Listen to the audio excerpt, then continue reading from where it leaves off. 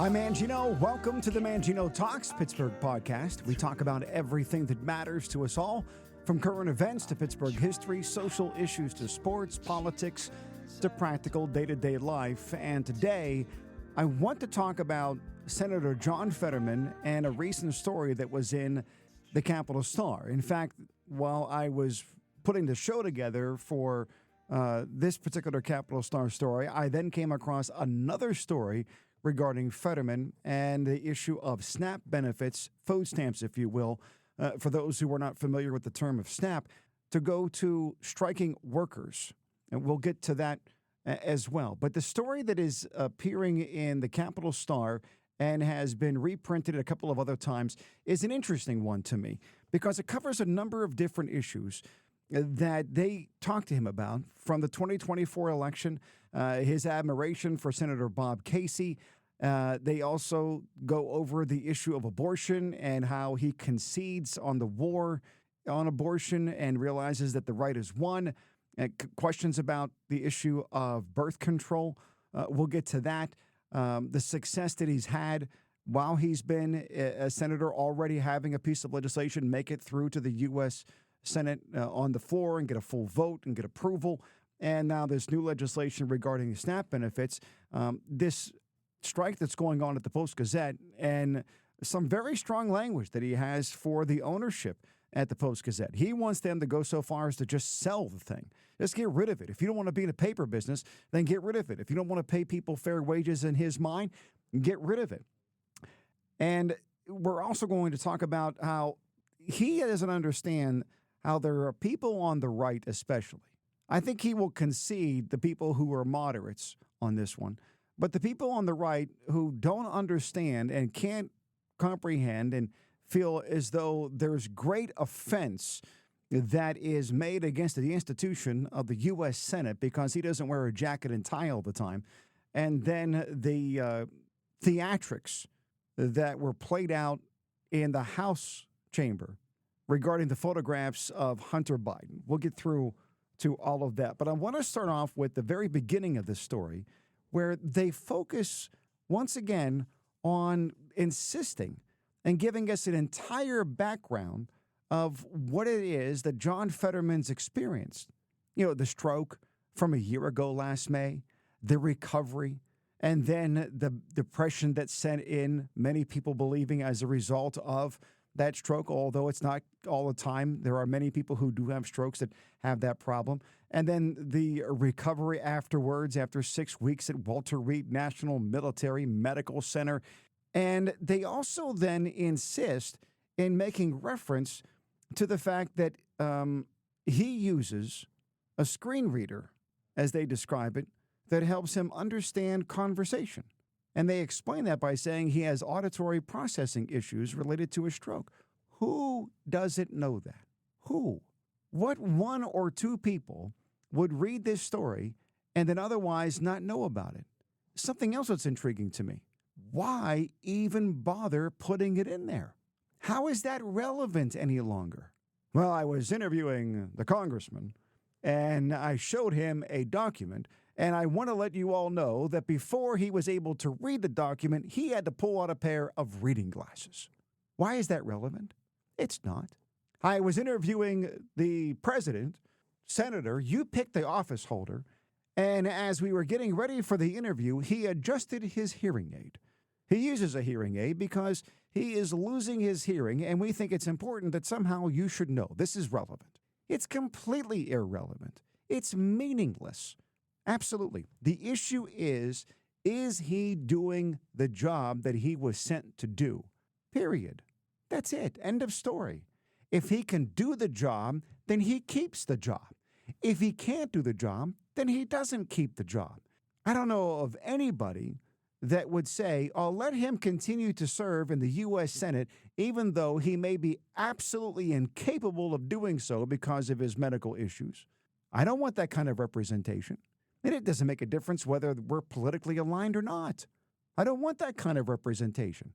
Being in the U.S. Senate is too important to put people in there that can't do the job, regardless of whether it's something they brought upon themselves or it just happened by fate, would have it that there's a medical condition that takes place, or a guy who wants to become a U.S. Senator down in Georgia and has had one too many concussions. This is way too big of a deal to have any throwaways in there that aren't going to be able to intellectually be able to engage in dialogue as it's necessary in order to formulate opinions and argue issues of legislation either for or against. It's too difficult, too important. So the idea of bringing this up over and over and over again, it's just exhausting. It's ridiculous. Can we move on and just talk about him as a U.S. Senator and no qualifications? And I don't want to see that he uses some type of a device because of his auditory processing issues. Just interview the man and then judge him solely on what his answers are. Don't cover for him. Don't shield him. Don't protect him. Just do the interview and then report back the facts. That's all. One of the things that he did finally get to in the story, as you go out 3/4 down the first page, you get to where he is very supportive of his fellow member of the U.S. Senate from Pennsylvania, Senator Bob Casey. He wants to make it very clear, says this in a quote, I hope this comes through in your article. I love Bob Casey. He says that Congress can be dysfunctional, but people like Bob Casey just get things done. He's steady Freddy and just no drama at all. And he says that he plans to emulate Casey's example. I hope that he does. I'm hoping that Fetterman does not decide to go there and be a lightning rod like a Summerlee. I hope that he doesn't decide to go there and be a lightning rod like Margie Taylor Greene or Boebert from Colorado. This is serious business, the running of this country. I want serious people there. Is Bob Casey a great radio interview? No, he's not. Is he a great television interview? No, he's not. Is he going to get you ratings if you have him on? No. Will Boebert get you ratings? Absolutely. Will Greene get you ratings? Without a doubt. But does anybody think they're serious lawmakers? Truly debating the greatest issues that this country faces with intellect and wisdom? No. So I will take a Bob Casey any day. And if Fetterman wants to emulate him, I sure hope that he does. He says that he's astonished by some of the Republican members of Congress whom he called unserious in their approach to the work at hand. And I would agree with him on that. The two that I just mentioned, prime examples. How about this? I love this quote. In defending that position, he says, it seems like some of the same people objecting to me wearing a hoodie or whatever seem to be A-OK with a sitting congresswoman showing a photo of someone's ding-a-ling in a committee hearing. And they are.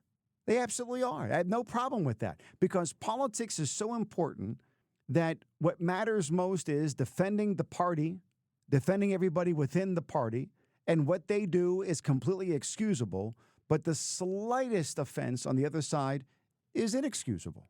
There's no principle. It's just partisanship. And like I said, for those that are on the partisan sides, he makes a great point. However, I would like to think that considering that most people who are on the right think that I'm on the left, and there are leftists out there who think I'm on the right, people who are in the middle trying to truly look at things and find solutions can look at this and say, you know what? No, you know what? The ding-a-ling photo is wrong, and so is wearing a hoodie. Can we just settle that one? No more ding-a-lings at the halls of Congress in committees. No more photographs. No more revenge porn. And my goodness, put on a jacket and a tie, would you please? I mean, you want to run around the office and nobody's there but you and your staff, fine. But can you put a jacket and a tie on when you're out there representing the U.S. Senate and you're standing before a podium? Is that really asking too much? When you're going to go on official business where there are TV cameras, can you put the jacket on? Maybe not the tie, but at least a jacket, open collar shirt or something. Maybe a T-shirt underneath the jacket, just something that shows that you have a little bit of respect for the position visually. One of the things that he acknowledges in this piece is that when it comes to the issue of abortion, that the right has won that war, that the issue really is over. He says this in a quote, I hate to even say this, but they won the abortion war. And now they just won't stop. Abortion should be between a woman and her doctor and her God if she happens to have one. And that's it. I'm just dismayed that it's been a year after Roe v. Wade, and now we're arguing birth control. Well, one of the things, and he says that he tries to put himself in the mindset of a pro-life person. Here's the quote. I always try to put myself in the mindset of a pro-life person. And he goes on to say, if you're really pro-life and you want to avoid abortion, you should all be about contraception. Well, let me help Senator Fetterman if he listens to this. If you really want to get your mind into the mindset of a pro-life person, this isn't just a religious belief about accountability to God. The issue is there's a genuine belief at the core of these people, and I list myself as one of them, Senator, that it's not just about a moral decision, that there's a real, genuine life that is inside the pregnant woman's body that has the right to live and should not be at the whim and will of the mother to determine whether or not that child, that entity unto itself, that human being that has its own identity, its own chromosome, its own DNA, fully dependent upon mom for survival and can't breathe outside air, no doubt, but still a life unto itself. And if you want to persuade those on the pro-life side of things, you're going to have to convince them that it's not a life unto itself. Because I'm a firm believer in this when it comes to the world of politics, that the issue of religion, although it is a driving force for people, and I get that, you can't allow religious doctrine and dogma to dictate positions and have that be the justification for arguments in a civil society that doesn't have any religion as its foundation for existence. The ultimate appeal in our country is to the U.S. Constitution because we are a civil society. We're not a religious society. I think all of us can clearly say we do not want to live in a religious-dominated society. Unless, of course, you happen to be the religion that is the dominant force. And if you happen to be the religion of the Taliban and you see the Quran the same way they do, then you're like, okay, wonderful, take over. I like the way you're doing things. But for everyone else, it doesn't work. So in this society, we purposefully established things so that we were not answerable ultimately to a religion and an interpretation of one's religion. Because even if you go within the realm of Christianity and just take out every other religion, there are so many differences of opinions about what should and should not be done, what must and must not be done. Listen, Israel didn't get it right from the day they left Egypt all the way to the day that God decided that they should no longer be a country in 70 AD. And I would argue they're still not getting it right after they've been reformed after World War II. And they've been given their society, their government by God himself. I'm firmly convinced of that. But in this society, it's about rationalizing and arguing an opinion. And you have to be able to do it outside of religion. And I think the pro-life movement does a remarkable job of arguing that baby is life. It is life equal to any other human life. And the same way you just can't arbitrarily decide after you give birth to the baby that mom decides, okay, I really don't want to be a mom, and then strangle it and kill it and then not be prosecuted for it. They also believe you shouldn't be able to do that before the baby comes out either. And I've got news for the pro-abortionist out there. Most of America, overwhelming numbers, don't think that birth control and abortion are synonymous, that you should be able to use abortion to have your birth control issues dealt with. They don't. Now, on the issue of contraception, there's an aspect to where it's great for some people. And the issue is, are we talking about contraception that keeps one from being able to get pregnant in the first place? Or are you talking about contraception, and some people would describe it as such if you're talking about the morning after pill, which has the ability within a few days to then compel a miscarriage. So it's happened after you already have a fertilized egg and you have the beginnings of that life unto itself. Now, for the people who are on the pro-life side of things that are religiously minded, and they're out there, that say that all premarital sex is sin from a religious standpoint, I'm with them.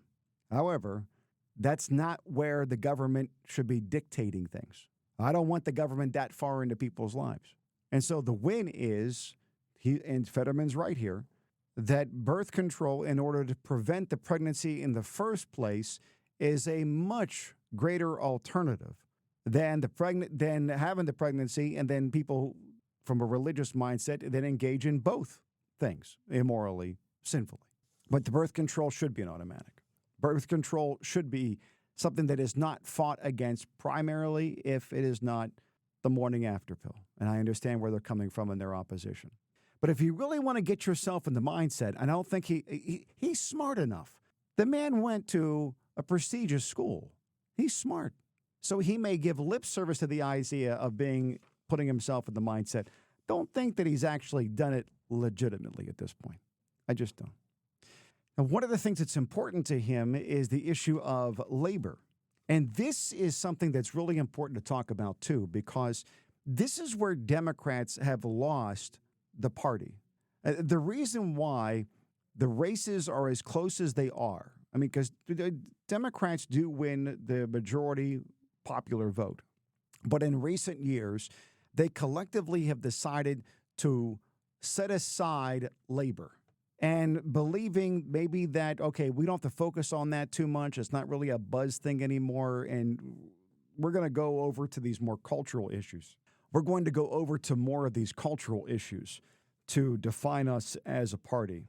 If the Democrats were to begin to focus again on the working class, truly, and the working poor, truly, then they would be able to peel back some of the support that has gone to primarily Trump with the MAGA Republican wing, because they feel as though they are not represented. Think about this for a second. Think of all of the counties around Allegheny County that were one time about as dark blue as you can imagine blue to be. And now, outside of Allegheny County, statewide, national elections, they can't win Beaver County. What are you talking about? They can't win Lawrence County. They can't win Butler any longer. They can't win Westmoreland, Washington, because they decided to go left on the cultural issues and then leave labor behind as though it wasn't all that relevant. Senator Fetterman is looking at recognizing the importance of labor, and that is really what is behind his argument when it comes to his opposition to the Post Gazette and the strike that is taking place.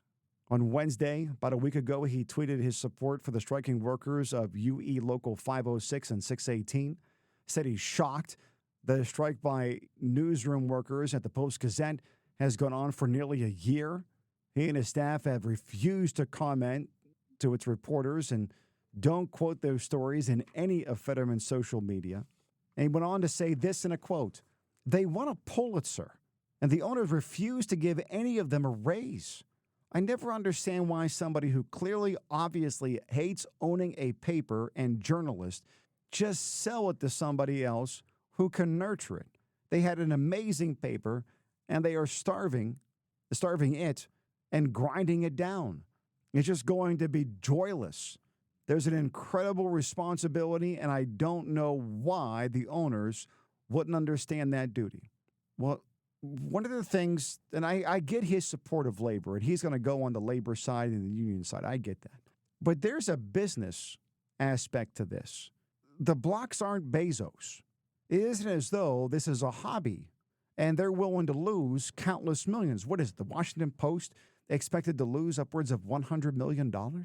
They don't have that kind of cash. They can't afford to have this thing lose money. Maybe you can argue, okay, they'll just keep on operating it as a break even, but you still have to break even. There's only so much ad revenue coming in and then so many expense dollars to go out. This is something that's happening with newspapers, radio stations, traditional media, television, all over the country. And not only local, all the way up to national. It's even impacting cable because there just isn't the revenue that there once was.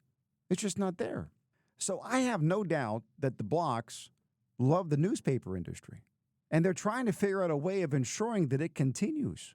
But you have to be blind to what the realities are of the day to not recognize that it is a struggle to just keep these things afloat. The Trib says, all right, no more print. The Post Gazette's down to 2 days a week. I wouldn't be surprised if they get to where they have to go even less than that, maybe just a Sunday paper. This is just the realities of it. And unless you're going to sell it to somebody who just wants to run it as a hobby and will throw millions of dollars a year at it without any concern, like what happened with the Tribune Review for a couple of decades? Unless you find somebody like that, it can't go on. He goes on to talk about the elections of 24. And he is convinced that Biden is going to win, that Casey is going to win re-election. You cannot become president without winning Pennsylvania, and Joe Biden is going to win Pennsylvania and a second term. And I dare anyone to prove me wrong on all of that. I'm looking at this roster, this murderer's row of candidates on the Republican side, and not one of those people can win Pennsylvania. Murderer's row? Listen, first of all, there are some very decent people who are running on the Republican side. I'm not sure where he's getting this murderer's row thing. It doesn't help the cause whatsoever. That's not winning over anybody, comments like that. That's not winning over moderate Republicans to not vote Republican. It's not winning over independents to not vote Republican. These people are thinkers, independents. And as a result of that, lines like this just make it more difficult for them to come the Democrats' way. He says Bob Casey is an incredibly strong candidate. Bob Casey is Pennsylvania. He's going to win too. Listen, if Biden wins Pennsylvania, the way things are going right now and the way things are trending for him at this point, if he wins, it's going to be because of the coattails of Casey. I think Casey's a lock. I think Bob Casey's a lock. But Biden isn't. He's just not.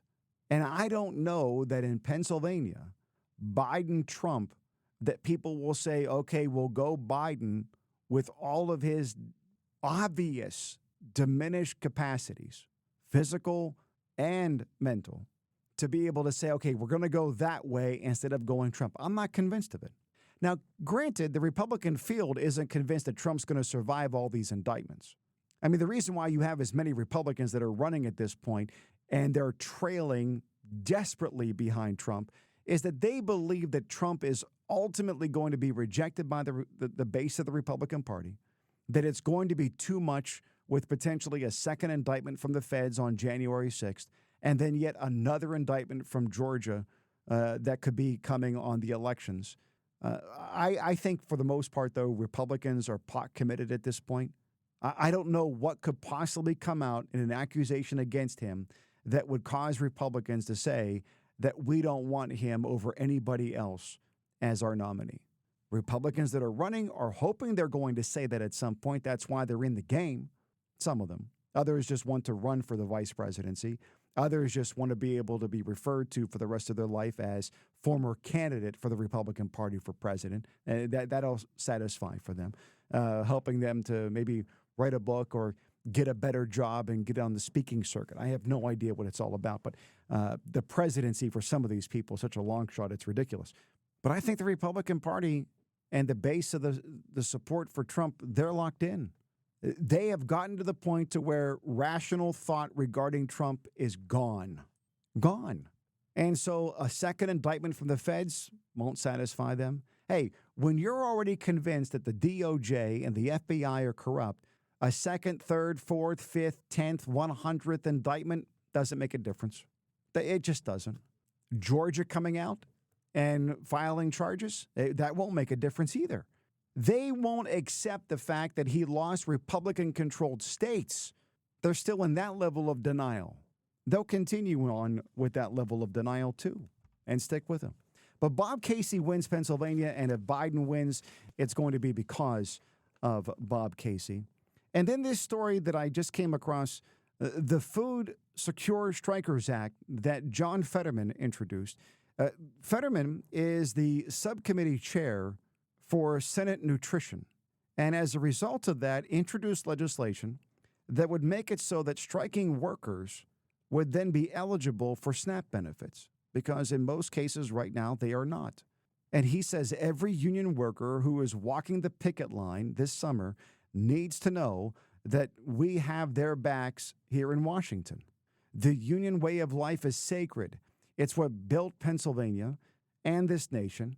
It is critical for us to protect workers and their right to organize, and that includes making sure they and their families have the resources to support themselves while on strike. The new bill would repeal the SNAP eligibility restrictions on striking workers and protect public sector workers who are fired for striking from being categorized as having voluntarily quit. The legislation would also clarify that any household that qualifies for SNAP benefits can receive them, regardless of whether someone who lives in the household is on strike from their job. Senator Bob Casey says when workers make the difficult decision to strike, they are often doing so for fairer wages and benefits because they cannot afford to live and raise their families. Oftentimes, employers believe they can wait out workers who struggle financially to lure them into a worse agreement. And according to this story, back in 1981, there was a law that was passed that made it so that those on strike could not receive these benefits. The U.S. Supreme Court ultimately upheld the law, saying that it was constitutional, and what they want to do now is change the law. I think one of the ways of selling this is sell it as a farm subsidy bill. Seriously, sell it as a farm subsidy bill as well, because it is. Anytime you promote the promotion of, promote SNAP benefits, food stamps, and ensuring that more people have access to food, what you're doing is you're ensuring customers for farmers so that whatever they produce, there's going to be a customer buying it because they have the financial means to do so. So you can make the argument that, yes, this is good for the strikers so they can at least eat. It isn't as though with food stamp benefits, if you're looking at being able to live high on the hog and all of a sudden you can continue living in your mansion and driving your massive, Cadillac Escalade or whatever it is. But you can continue to feed the family and then promote it as a farm subsidy bill. And next thing you know, it's going to be difficult for the right to say no to something like that. What do you think about the idea of having SNAP benefits be available for those who would go on strike?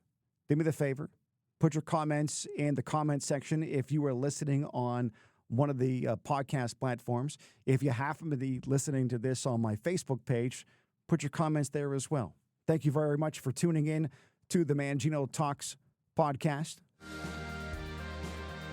Always enjoy doing the show. Always love talking with you. And thank you for listening. Please be sure to click the subscribe button so you don't miss an episode. For more on me and the show, be sure to visit manginotalks.com. If there's a topic that you would like me to talk about or a guest that you would like me to have on, send me an email at mangino@manginotalks.com. Follow me on your favorite social media platform by using @ManginoTalks. And then once you find me, please like, follow, subscribe, and share the pages with your friends and your family. And thanks again for listening to the Mangino Talks podcast. I'm so scared about the future and I want to talk to you.